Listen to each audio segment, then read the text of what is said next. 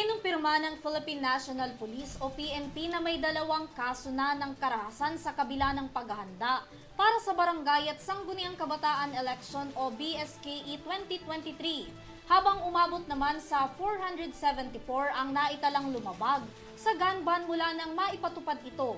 Para sa detalye ng balita, narito si Hana Agon. Inanunsyo nitong Lunes ng Philippine National Police o PNP na may 2 insidente ng karahasan kaugnay sa paghahanda para sa Barangay at Sangguniang Kabataan Elections 2023.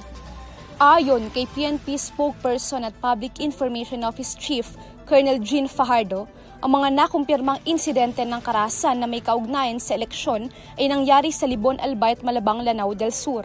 Ang mga naturang lugar ay isa sa ilalim ng COMELEC sa obserbasyon. Bukod rito, tinukoy ng PNP ang 27 posibleng lugar na may tuturing na red category o mga lugar na may malubhang banta sa seguridad kaugnay ng eleksyon.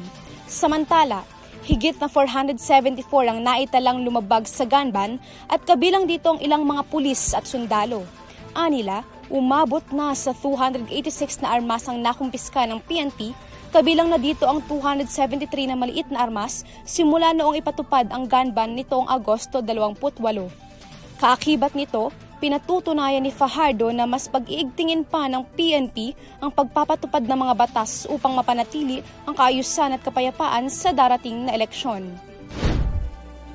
Para sa EuroTV News, Hana Agon, sumasaludo sa bawat Pilipino.